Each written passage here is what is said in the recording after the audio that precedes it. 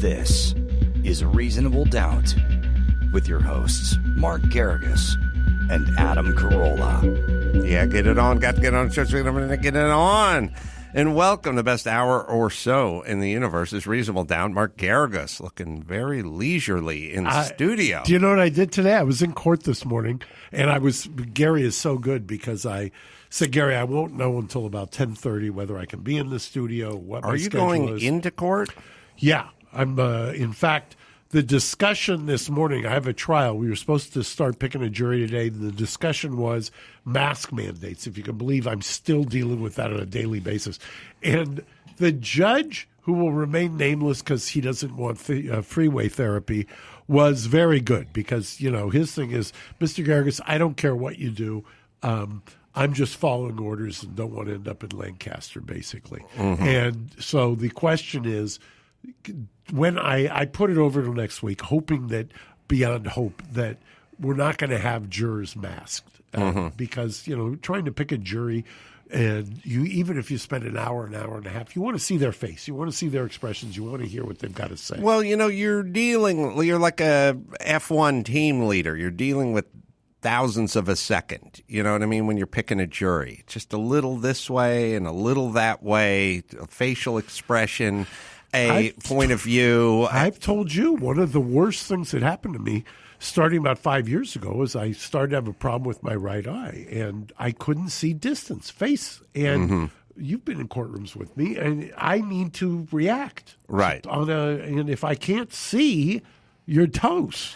It's kind of the difference between when you know, say, oh, let's do a podcast. Oh, this guy's based out on the East Coast. But he can zoom in, and it's like you can do a version of that podcast with that person zooming in. It's not going to be 100% of what it would be if they were sitting across from you in the room, because at the end of the day, we're human beings. We pick up on little subtle little things that we may not even know we're picking up on. But it's doable. It's just not nearly as effective as actually seeing the person. And that's exactly what I said to the judge. In fact, kind of my thought on this was, I'll buy face shields. So, that's what I've been reduced to. Who would have thought in my twilight years, Chapter 3 of trying cases, I'm going to buy face shields. And I'm sure that, I'm sure there's some violation in the county masking requirements and indoors. And so who knows? Anyway, it's a long way of saying, yes, I was in court, got out of court, and the ladies and I all said, because they were dressed up as well, and they said, we don't want to hang out in our suit. They were wearing suits too. Mm-hmm. So it's, luckily for us, a block away is both a Zara, an H&M, and a Nordstrom Rack. So you go shopping, at the Nordstrom Rack. So that's what you're wearing. That's what I'm wearing. I've a freshly purchased Nordstrom Rack. There's so many stories I want to talk about today. I don't even know where to begin. The one that I like, that I just sent to Gary, I tortured him like 30 seconds before we're on the air, is a Brown Rudnick, which is a large big law firm, is suing PornHub. I heard about this. You heard about this, right? One of the things that had not been reported, I had missed, which I really think gives them a hook. One of the other defendants besides PornHub is Visa, the credit card processing company.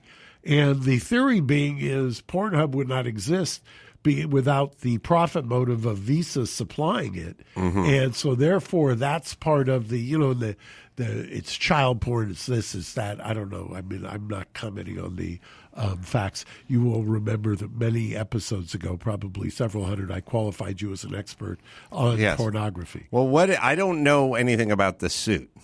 So the suit is basically that Visa, by monetizing PornHub, and PornHub, by using videos, has promulgated or contributed to child pornography. Adam, you may remember the news story about a year and a half ago. PornHub changed their policy and said that only verified performers could have videos on the platform. But before that, they didn't really police it. And basically what this suit says is that Visa was processing payments knowing that they weren't verifying the performers, therefore should have known that they were aiding in the dissemination of unverified, potential child pornography. Now, one of the things, and we had also talked about this many years ago. I mean, it's hard to believe we've been doing this for going on almost 8 years, but I have cross-examined an expert I believe it was in Riverside, on the difference. I mean, talk about when you come home to the kids, tell them, what'd you do today? Cross-examine an expert on whether or not a female was underage or not, whether she was a minor for possession of child porn.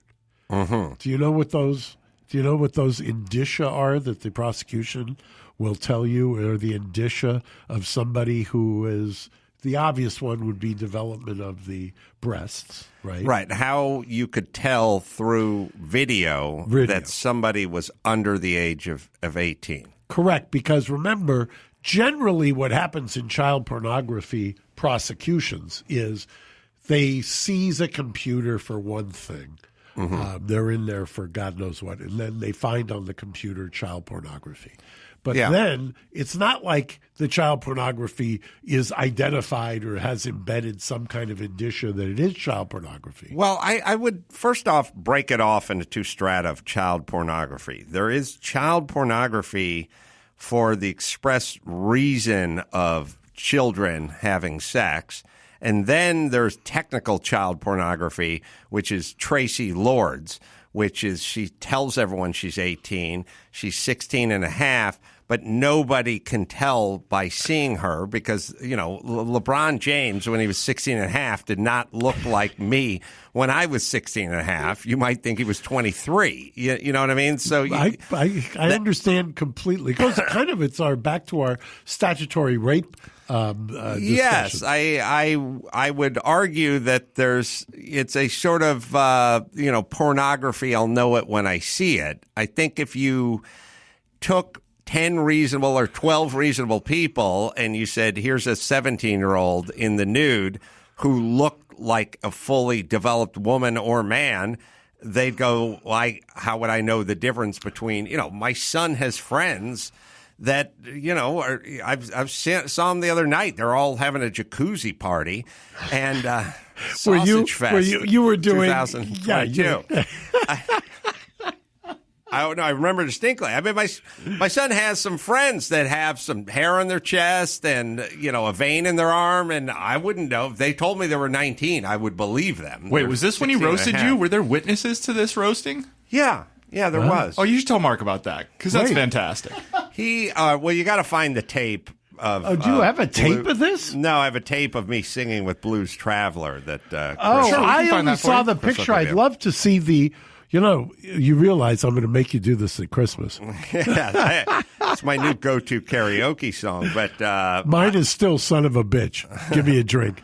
I was brought out to accompany Blues Traveler. No kidding. One of the greatest bands of all time. Great live band. And great guys. And this was last weekend at 5 Point, which is not Irvine Meadows anymore. And Irvine Meadows is not Lion Country Safari, if you've been around long trust enough. me. I remember Lion Country Safari. I used to buy and sell the stock. Oh, it really? Was like, really? It was great. That stock would run up from $1 and change to $3 and back down again. I would always say, how do you insure this? I mean, it's in California. It's in Orange County, California. Right. And the conceit is that motorists are going to drive along a paved highway through the hills of Irvine, and they're going to be tigers and lions and elephants just roaming about. This is a real thing. People think we're not joking. It sounds Lion insane. Country Safari was around in the 70s in California, and it was a thing. Anyway, is this you? We have there's a 2-minute whacked up version. Okay, of this can we get Chris it? has. Can we play it? Crystal. Okay. Okay. Can Crystal do it? I think this is it. Yeah, okay. Singing guest harmony vocals, Mr. Adam Carolla. And of course on the scales until he's burnt off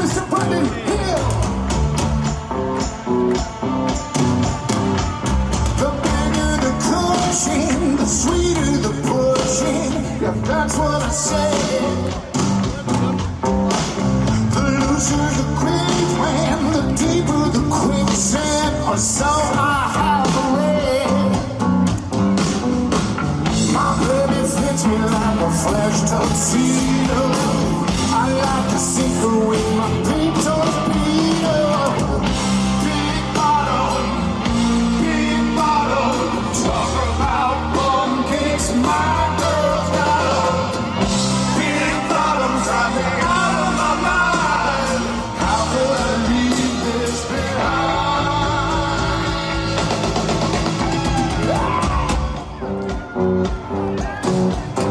Look at you.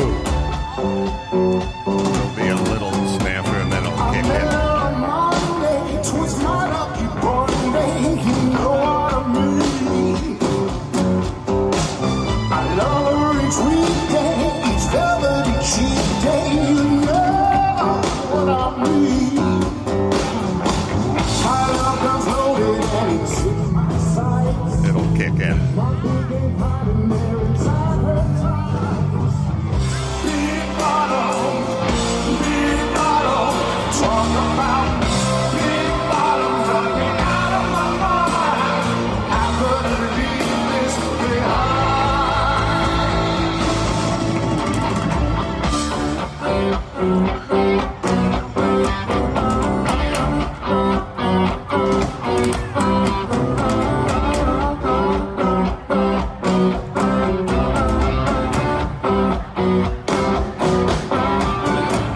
My baby fit me like a flesh tuxedo. I like to sink her with my big torpedo. Big bottle, talk about bum kicks, my girl's got 'em. Big bottoms, I've been out of my mind. How could I leave this behind?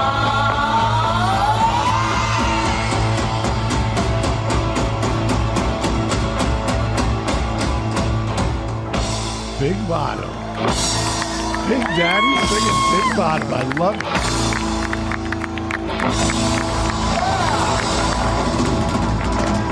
Patrick Maldonado, Tim Marks, and Adam Carolla. This is the only playing of this song which will never be replayed again.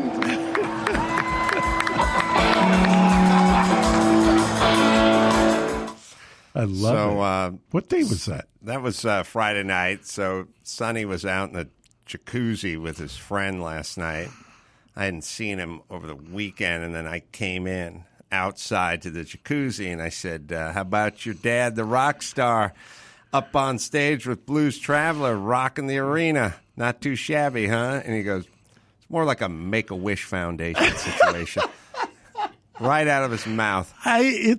Didn't even pause. I don't think that people quite understand the father and son relationship until you have a son in his teenage years. Yes. Because and by the way, it doesn't stop. I mean, Jake's knocking on the door at 30. I get savaged on a daily basis. It's impossible to have a large ego when you have a teenage son. Once the son gets through puberty, that's it. That's it. It's over. You've heard of checks and balances. That's it. Now, so more like Make-A-Wish without missing a beat. Didn't miss a beat. So, but his friend looked older than 18 in that jacuzzi, even though he was 16 and a half. So we're circling back. So right. The expert, when I started questioning her, one of the things she said is no pubic hair.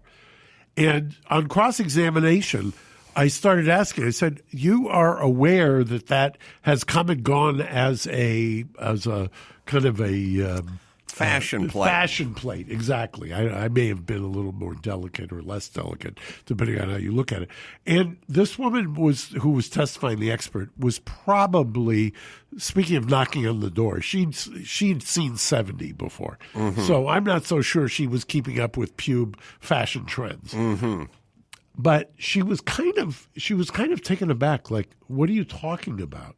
And mind you, I've got 12 jurors, and more so even than the men, who were probably connoisseurs of the pubic fashion trends, the women were starting to giggle over the idea that this woman didn't know what I was talking about when I'm talking about fashion trends, whether it's, sometimes it's bush, sometimes it's clean, sometimes, that whole, Brazilian, and had no idea. And I think that went a long way towards the acquittal in that case. I think the performance of it and the acquittal was exactly based upon that.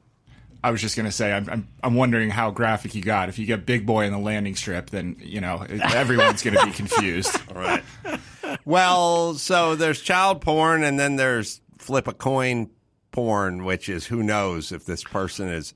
I mean, by the way, it's literally your 18th birthday, right? Right. So when you were 17, 11 months, and 3 weeks, did you look any different than you were when you were 18 and 2 days? You know? How about when, as I've had this, and I've used it in some cases on cross-examination, where they're trying to get somebody who's obviously over the age of 25 or 30 or 40 to look much younger.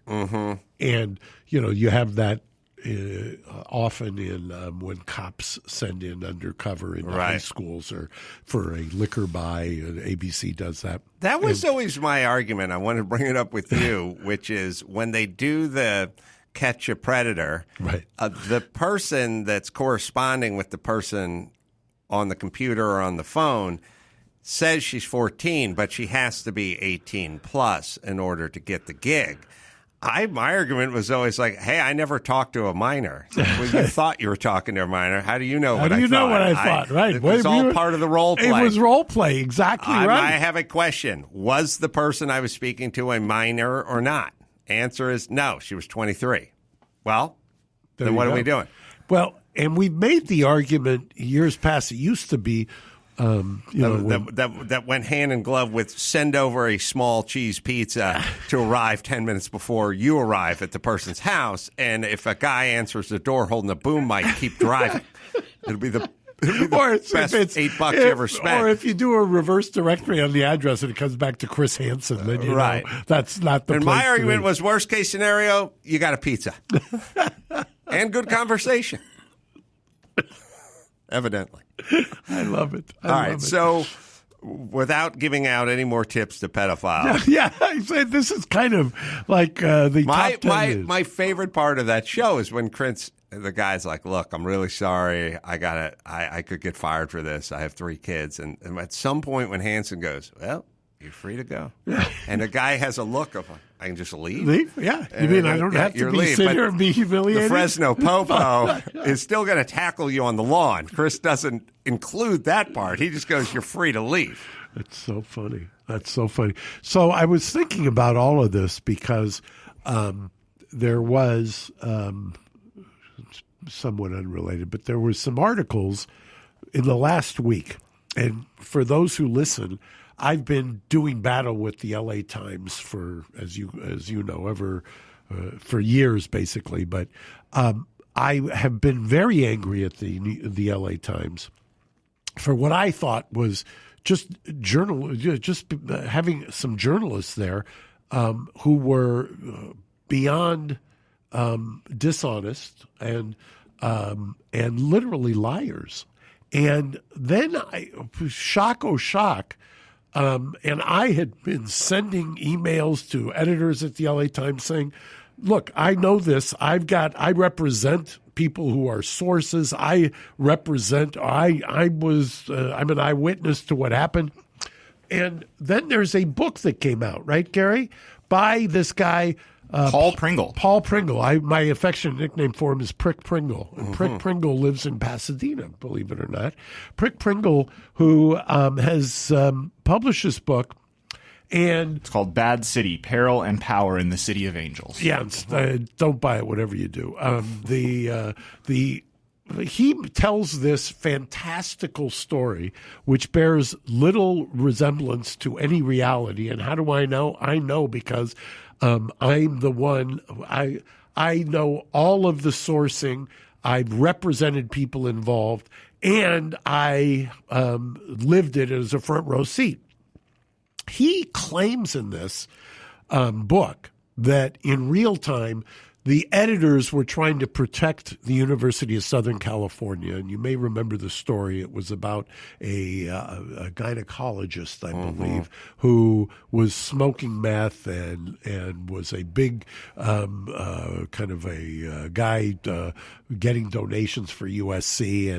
And then there was some scandal involved with it when pictures surfaced and blah, blah, blah. Anyway, this guy, this prick Pringle, has I think he was an ophthalmologist. Was he ophthalmologist? Yeah. Yeah. Oh, that's right. You're right. Yeah, there's a separate gynecologist thing going on at UCLA that you got confused with. That was. No, there was another one, I think, Another one at at USC, USC. too. That's possible as well. That's, you know, goes around with our tips for pedophiles. Yeah. But Well, my thing with gynecologists, if you go, I want to be a gynecologist, I go, where do you want to work? And you go, Baton Rouge, I just want to help the elderly. Then I go, fine. If you go, I want to hit USC and work with the ladies, I go, hold on. That's like the guy who wants to take the boys out to the forest. Yes. Yeah, exactly. Sorry, Bert. So this guy, his book review comes out where he's saying that the editors were trying to block him.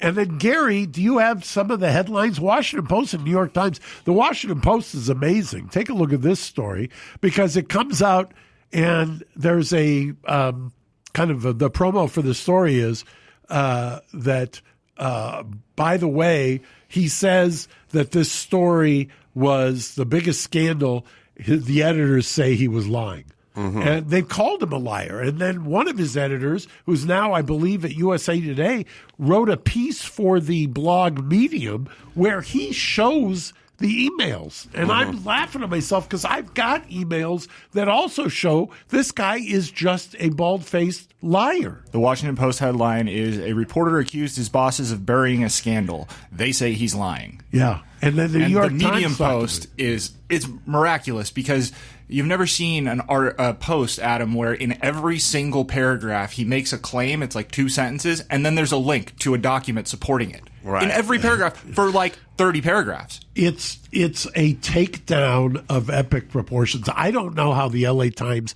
keeps this guy Pringle on the payroll because it's clear to me that he's an inveterate liar, and let him sue me. I mean, you want to sue Pringle because you think truth is a defense? I've got the emails. And by the way, the first character witness is going to be one of 3 editors who also think you're a bald-faced liar. And the Times was, I think, scared of this guy because most people have characterized him. I don't really know him that well, except he appears to be somewhat unhinged. Most of these editors, read some of these quotes, Gary. There's one who talks about that all of this was a figment of his imagination. One guy gives a story about where he's in the newsroom and he's screaming, "This is the editor," to try and calm him down. Okay, it's a good story. He goes, "It's not a good story. It's a great story." You know, one of those. So you know the guy you're dealing with. I'd heard something about this story, but I didn't get into the weeds on it. The weeds on it is something else because it's a journalistic.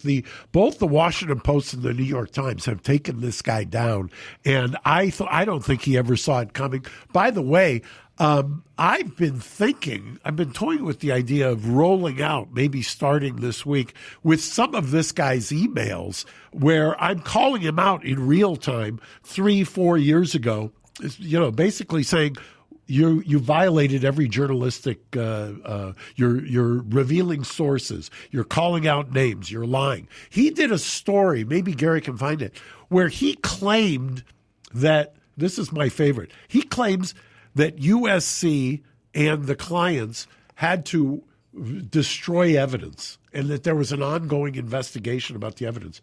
And I said, have you lost your mind? And I'm putting in writing, you have possession of all the evidence. How do I know that? Because I know who gave you all of the evidence. He's writing a story. The editors of the LA Times let him print a story where he says all of the evidence against USC was destroyed. It's all in his possession, in Pringle's possession. Yet they put it on the front page as if it's some kind of scandal. The scandal is that the editors of the LA Times are letting a guy lie to the public about an institution, by the way, USC, where people's lives were affected because of this guy's prevarication, lying, and everything else. You have it? Here's one of his stories. A secret USC payout had a catch. Images of ex-dean using drugs had to be given up. Yeah. It's mind-boggling. He possesses the images. I've got the emails from him where he admits he possessed the images, yet they put it front page above the cover. And the only reason I'm talking about the fold, the only reason I'm talking about it now is because it's out there, and I feel like the editors, for whatever reason, need some kind of support because they clearly are telling the truth. This guy is clearly, and I've got the receipts, he's clearly lying. What is your involvement with this? I represented, in fact, that secret payout Gary just mentioned. That was the front page article. Guess who was the lawyer in the receipt of the so-called secret payout? You? Yes. Oh, okay. Yeah. So I had a front row seat to this, so I know what happened. Well, bigger picture, as I've said many times, people read the newspaper, they read the online article or whatever, and they assume that's how the events went down. I said, not until they write about you or you were involved like you were, do you realize just how off they are on most articles, even when there's no malice involved or even an agenda involved. Right. It brings me back, but it makes me laugh. I was L.A. Times. I think it was the L.A. Times. It could have been L.A. Weekly or something. But at some point, just to give you an innocuous example of like how reporters write, they say, look, we want to. You're Adam. You're a Valley guy. You've been here your whole life. Let's do my 10 favorite spots with Adam Carolla. What's your favorite breakfast spot? What's your favorite Italian eatery? What's your favorite club or whatever? And so I said, well, one of my favorite breakfast spots is a place called Good Neighbors. It's just really a breakfast and lunch place. It's off of Cahuenga. It's right there. I said, why don't you meet me there and I'll just tell you. So I meet the guy there, and I go, famous breakfast place. Write it down. And favorite club or theater or whatever. We just do the whole thing. 3 days later, I get this angry phone call from Jimmy. And he's like, I can't even remember the name, but he goes, you said Giuseppe's was your favorite Italian restaurant in L.A.? Are you fucking nuts? That place sucks. We've gone to 1,000 restaurants that are better than that. What are you doing? Maselli's, which is right across the street there. Right. So I go, we finish eating at Good Neighbors, and we go walking out into the parking lot, and the guy points at Maselli's, and he goes, you ever eaten there? And I said, yeah, it's been 10 years, but back when I was in the Acme troupe, I think we went there one time. He's like, okay. And then we took off, and then he put that as my favorite Italian restaurant, which I never said. He just pointed at it and went, yeah. It was across the street. And I in no way endorsed it or said, I haven't eaten there in 10 years. And then Jimmy read the article and was like, what the fuck? What the fuck's the matter with you? Right. But So that's how they do it. Yeah. And this guy Pringle, he then, when he realizes, I called him out and I said in real time, I'm sending emails to his editors saying, you got to rein this guy in. He trespasses at the house, which I then read one of these articles and they had to stop him from doing it. One of the USC things. I said, well, they certainly didn't stop him from jumping the gate in La Cañada or getting in the gate or hoodwinking somebody and opening the gate. Then he's got these other two reporters, Doormat Hamilton and hysterical Harriet Ryan, who hysterical is like the poor man's Nancy Grace. And in fact, I think she worked at Court TV under Nancy. And so they spend like a year and a half trying to concoct some article about a case that I was very proud of in happening. And they put that on the front page and it gets no traction because it was demonstrably false. Then they start doing another story about another client of mine who they want to tie to Girardi, even though there is no tie to Girardi. It's almost like the LA Times needs, I used to say this about the law enforcement. Why is it that like the law enforcement has to have psych exams, but the DA's office doesn't? Right. And I would say the same thing about reporters. Why don't newspapers have to give people psych exams? If you're going to put misinformation or information out, why don't you give psych exams to make sure that the people are not 5150? Because some of these people are lunatics. Well, you also kind of wonder, like, I was talking to Gutfeld about this. I interviewed him when I was in New York, and I had this theory. We're talking about the people who do tell the truth and the people that have, dignity and backbone and that kind of stuff. They leave. They go, I don't want to be a part of this. You can think of. I think it's. Well, I can think Mike Connolly, who used to write for the LA Times, left and became a very. So it becomes like a self-fulfilling prophecy. Yeah. We were talking about. I think it was Glenn Greenwald, and he now writes on Substack, but he was writing for a publication that he founded, and he said, "I think the Hunter Biden laptop is real." And I'm going to write about it. And they're all gathered around and went, you can't do that. It was for The Intercept, which he co-founded. Yeah, we got an election coming up. He's like, hey, I'm here to report, And they're like, you can't write that story about Hunter Biden's laptop. This is a year and a half ago. And he said, well, then I'm quitting because I'm not going to let you tell me what to write, especially when I'm right. Or not to write, or what to write. And so what you end up having is people that are good, that are intellectually honest, and that actually have a, I've said a million times, I go, Adam, how come you get to say whatever you want? I go, because I'm good. What are you going to do? You're going to cancel me? Yeah. I tell them all the time, Sean, my fabricator, the metal shop over there, he's good. I can't go over there and bust his balls and look at his weekly hours and go, this is bullshit. Why are you always eating lunch? When I come over there, he'll walk across the street.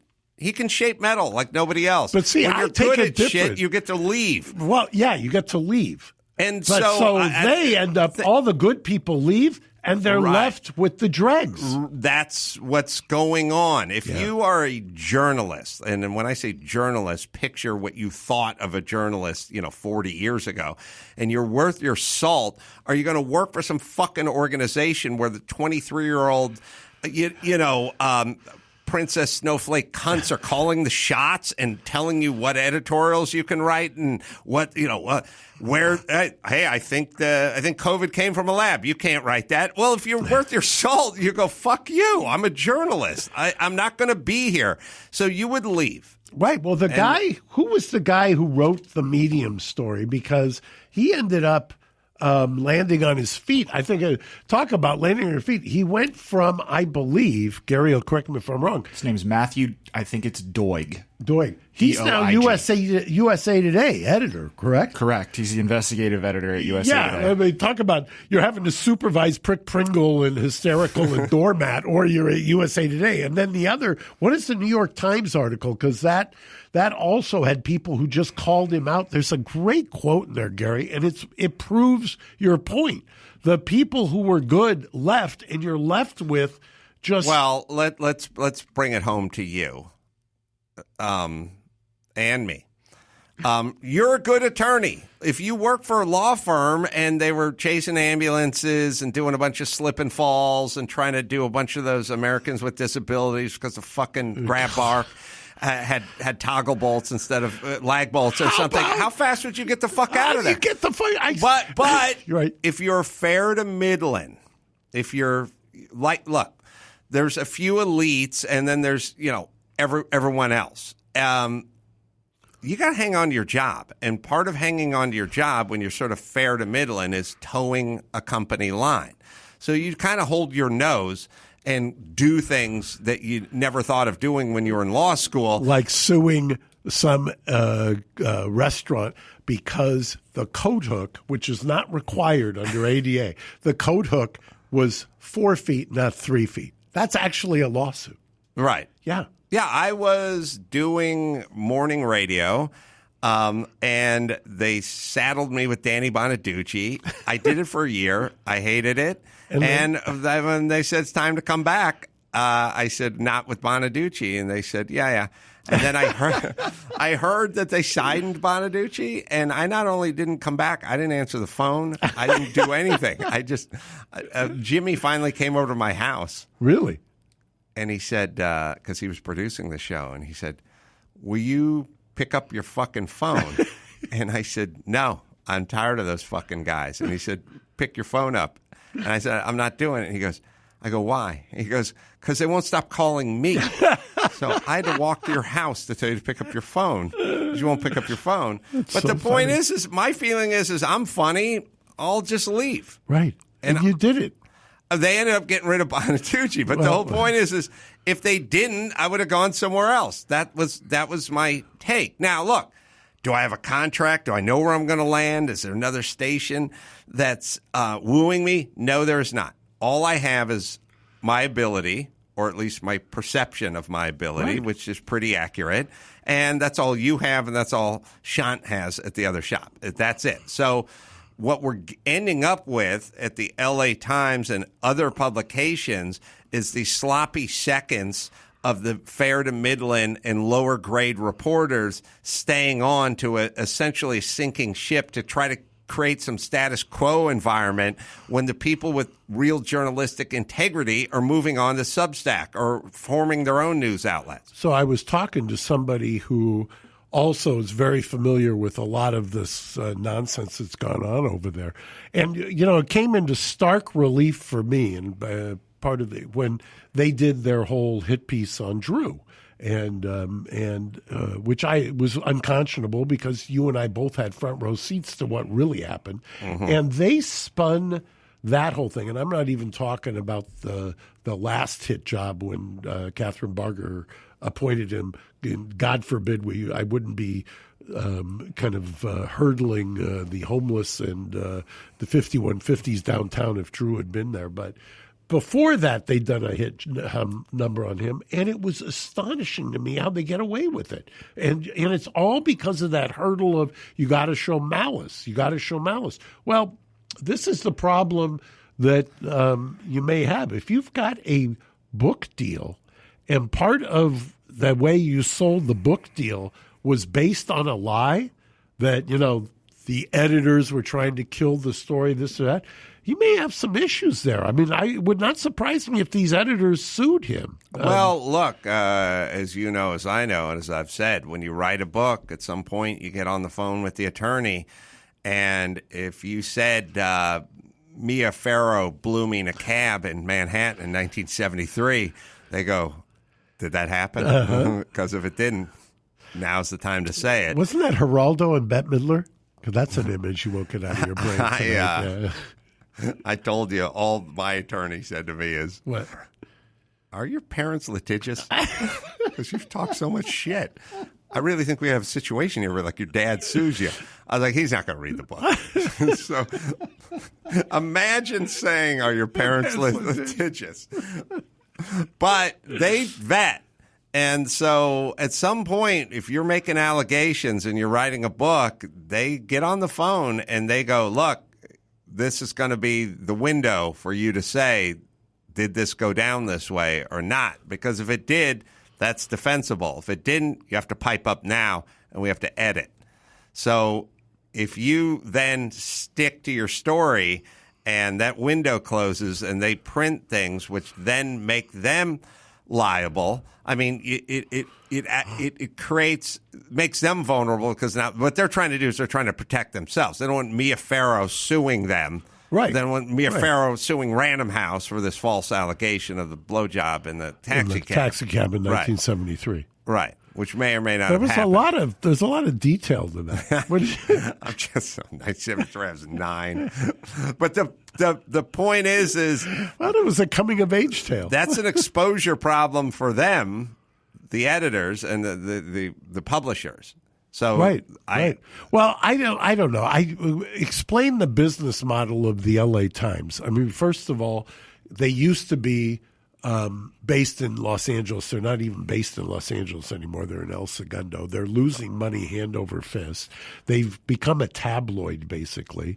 They've chased out anybody who's got talent, with the exception. There are a couple of notable exceptions. I mean, Richard Winton is good. Robin Abkarian is good. Other than that, it's really kind of, you go downhill fast over there. Lila Seidman is good. But I don't understand. How do you just continue to lose basically $10-15 million a month? Well, I think maybe what you'll see at the L.A. Times, I don't know, is maybe what you're going to see with CNN. There's just going to have to be a course correction. It's not enough. We have to sort of tact back toward being a news outlet versus a cheerleader for this guy or that guy, I mean, at a certain point when you're calling Larry Elder the blackface of white supremacy, you've jumped the shark as a publication. There's a middle-aged black man who grew up in Compton, and you're essentially calling him a racist. At some point, people tune out. So they're going to have to, and I don't know when CNN is making their move, but they're going to have to tack back toward the middle a little bit and stop being partisan cheerleaders. I think they probably have. I think they have to a slow CNN? extent. Yeah. It's a super tanker. They're doing their S curve. It's going to take a while before they get back around, but. Yeah, and how are they feeling about settling with Nicholas Sandmann? There was I sent Gary an article. There's a judge in Kentucky who just kicked his case after 2 years of discovery, by the way. Well, he kicked it 2 years ago. Right. Then he decided, no, let's get some discovery going here. He untold number of billable hours, and now he's kicking it. Yeah, for the same reason. Again, that story. There's got to be more to that story. I don't understand.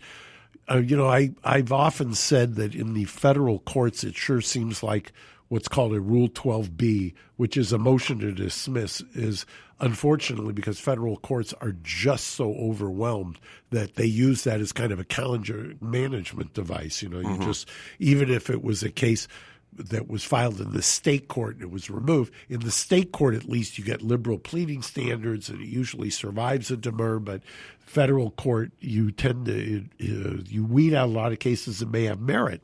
And clearly CNN thought that Sandmann had a case. They paid him. They wrote a check. Right. And I had told you at the time I didn't think it was an insignificant check, and we haven't confirmed that, but part of the article that I sent to Gary was, and I think it was one of my favorite writers, Eric Garner, who had said that he also had heard the scuttlebutt, because it goes around L.A., that they had paid a fairly large amount of money because they thought that there was something, that was going to come out, and that was interesting to me. These other news outlets prevailed in Kentucky, but I'm not so sure that doesn't get reversed on appeal. Well, the whole malice part, I don't understand a lot of the nuances of it, which is you're ostensibly writing an article calling Dr. Drew a racist. Now, you go, oh, he's a public figure, but and then where's the damages? Well, the damages is racist, second only to the aforementioned pedophiles, about right. the worst scarlet letter you could have hung on By you. the way, go to a prison. There's nobody who survives, has a shorter life expectancy actuarially than child molesters. Right. So these are amongst the worst things you can call a human being. And then in the world of what does that do? Well, if you're trying to get a book deal or you're trying to launch another TV show or what have you, one would argue that would damage your career. I mean, we saw it with COVID. There was a bunch of doctors who said, hey, I don't believe in the mask. They got the data wrong. They're lying to you. And those people were blackballed and removed. That's you're being removed from your job, or maybe you're a Navy SEAL who says I'm 33 and 4% body fat, and they go, you got to get vaccinated, otherwise you're not welcome back into SEAL Team 8. And they go, I'm not going to do it, and then you get shit canned from your job. I mean, there's got to be a lot of wrongful termination coming up with COVID. There's so many immunities that were built into the legislation, and the immunities are basically that anything that you can tie to the administration of the vaccine, you're immune. And that's how they fast-tracked it. So the argument is we passed this legislation because that's the only way we could have gotten past this. That's the argument. I'm not so sure that that's accurate. I'm not so sure that you needed to have those immunities, because when you give somebody immunity who's got a profit motive, it can only go one way. Right. I mean, because basically you've been given a blank check. What any updates on Tinhorn Flats? Yeah, they have filed yet another motion to dismiss. That's set for this month. And we'll see what happens. I don't understand the serial motions to dismiss. They're so kind of the city is locked in. But I have sent out notices of depositions for your favorite Burbank, Constantine. So hopefully that'll be videotaped, and we may lead with the deposition of Constantine. Is he coming into the courthouse? Or you do it from his car where he lives. I love that. You'd get one of those Garmin dash cameras and just do it that way. What about a GoPro? A GoPro, yeah. Gosh. I just love the idea that the new righteous shield that everyone hides behind is I lived out of my car. Well, that was what's his name, who they were trying to recall that he wouldn't run again in Venice, the city councilman, whatever his name was. He was the same way. And one of the Venice people that I've talked to said he wasn't homeless. He was sleeping on his mom's couch. That was he'd been glorified now that if you're in your mom's basement, you're homeless. But being homeless means you've made a lot of bad decisions. That's what it used to mean. Being homeless, once again, the bell curve is I invite anybody, if you're in LA, you want to see the what has become here. Just get off on Wilshire Boulevard off the 110. That's where there's many freeways that feed into there. There's the 10, the 110. You're coming from the down from the 405, and just get off on Wilshire and take a look. It's absolutely incredible. The other thing that I wrote about in one of my books that I just happened to see today when I was forced to go down to Universal to get a COVID test for an event I'm going to this evening, as the amount of people selling flowers by the side of Forest Lawn is now into the hundreds. And they're putting up pop-ups, and they're starting with structures. Like, they're literally opening businesses on the street. Now, well, it beats paying property taxes. Yes, it does. It beats paying sales taxes. Yes. It beats paying employees. Permits, insurance, OSHA, all the nasty things that you're you not have to deal with. Presumably, you're not going to get sued for having a coat hook that's at 3 feet as opposed to 4 feet. Right. But I remember when I was talking to Jimmy, and he was opening a restaurant some years back, and I said, are you open? He said, well, we're open. We're trying to open to do sandwiches, we make sandwiches and sell them through the window, but we can't. And I said, why not? You're open, or you got everything's there. He said, we have to have one of those fans that kicks on when you open the window. So I said, well, get this straight. Someone can't come to the window and you can't hand them a sandwich because the city won't sign off because they don't have the blower. He's like, that's exactly right. And I was like, wow, that's a lot of regulation versus zero regulation. And I've been saying it just sort of metaphorically, but that is the sign of a societal demise. You can either have no rules for anybody, or you can have the same rules for everybody, but you cannot have no rules for one group and more rules than any other state in the union for the tax-paying, law-abiding, whatever. The group that gives you sustenance. The taxpayers. Yeah. Yes. You can't treat them like the enemy and then ignore all of the lawlessness that's going on the other side of the street. And by the way, when you say lawlessness, they're the ones who've created this kind of shadow economy, if you will. The shadow economy, I mean, and somebody at the LA Times should do an op-ed on this, but the The shadow economy. They want to promote the shadow economy. I know that just to really people that don't live out here should just listen. Back in the day, the shadow economy basically existed. It was like a muffler shop who did smog testing, and if you gave the guy $50, he'd give you the pass card. That was kind of probably Armo. That was the shadow economy was a little bit of that. Rafi's mufflers. A little bit of that. There was a traffic school version of that where you knew the right guy in Woodland Hills, and he'd swipe your thing. You'd come in for the 9-hour day. The guy'd sign your certificate and tell you to leave. He'd be out of there by 10 in the morning. Like that was kind of the shadow economy. Then it started coming into like sort of rogue ice cream trucks. Like that's not a good humor guy there, and that thing doesn't look roadworthy. That thing's a converted van from the 70s. Yes. And what did we used to call those vans? Yeah, what did we used to call rape vans? Oh, did we? Yeah. Oh, yeah. They had a little mother's attic up top. Exactly. So it's like that. And then you started seeing like little bits and pieces. Oh, the guy's got the hot dog cart, and he's selling the hot dogs out front of the Staples Center after the Lakers game, and this guy's popping up over here, and this guy's selling flowers, across the street from the opening of Forest Lawn.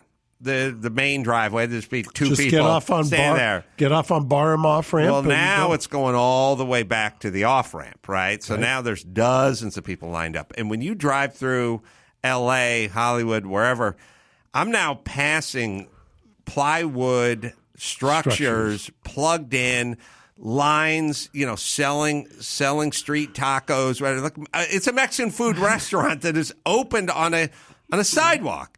And you do that. Hear that, Jake? That's new meaning to dirty taco. That is times dozens, thousands, hundreds of thousands. The downtown L.A. food carts.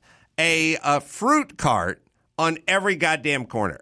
In front of every Home Depot, there's a guy with the machete and the pineapple. He's whacking it up over there. Food. And 90% of it is food, the most regulated industry. Better than anybody. Are they rated? Do you think they come in and rate the guy with the machete? Joel Grover should go deep cover and get a rating. But the point is you have one of the most difficult and overregulated industries in Los Angeles, and that if you're opening an eatery and you're trying to get a liquor license or what have you, it's a million hurdles, a million pieces of red tape, inspections, food guys coming back for the thermometer, wants to see the temperature of the mayonnaise. It's through you need a blower for a takeout window. Or you're building your own plywood restaurant on the side of Wilshire, and you're plugged into the building that's behind you, and you've tapped into the fire hydrant to provide clean water. Is there anybody going to say there's literally an industry to the tune of hundreds of millions of dollars a year, not taxed, not regulated, God knows, health codes? What are we doing here? All they want to do is fan the flames of that, and there is nobody wants to say anything. I mean, God forbid you say it, but then you get slammed for it. Well, people do this thing all the time, and they go, "Oh, that's racist," and it's like, hey, if it's one group of people doing a thing that's illegal, then it's a group of people doing things that are illegal. If they're all Irishmen or Italian, it's just that's the group that is engaging in the illegal thing. It's not your job to lick your fucking finger and figure out which way the racial winds are blowing. You either enforce the law or you don't enforce the law. It's insane. But the economy, the sort of, untaxed, sort of underground, food-based economy in Los Angeles alone has gone up 10,000-fold in the last 7 years. It grows by leaps and bounds. The reason it grows is because you may not go over the hill for 3 months or something, and then you do, or Waze takes you, I haven't been down Vermont in 4 years, or whatever. It is a bustling metropolis of shit being sold on the street. By the way, no different than Tijuana. Right. If you go down Revolution in Tijuana, that's what you see. People just selling shit on the street. It's huge. It's bustling. And by the way, what is easier to solve? The I get human trafficking. They're putting people in storage containers and marking them and you put them in unmarked trucks. This is people constructing restaurants out of plywood on your sidewalk. What?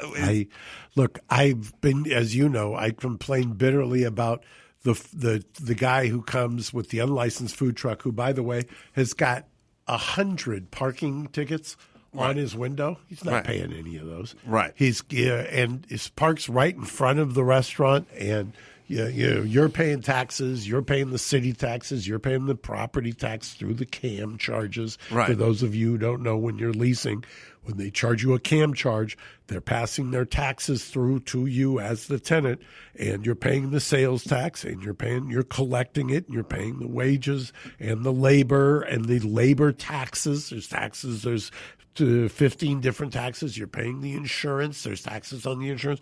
You're probably, every dollar that comes in, you could probably 98 cents to 103 cents sometimes, meaning you're losing 3%, is going back out the door. You don't have any of that you certainly don't have the lion's share of it other than food cost, whatever the food is, if you've got a cardboard shanty or a plywood shanty, or you're driving around in a truck that you haven't registered that's got 100 tickets plastered on the windshield.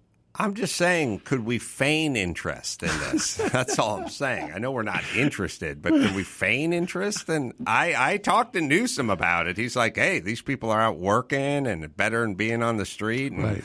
But they are on the street. He goes, no, they're working on the street. Yeah. Oh, okay. All right, let me hit Geico. Do you own? Do you rent your home? Well, sure you do, one or the other, and you work hard, too.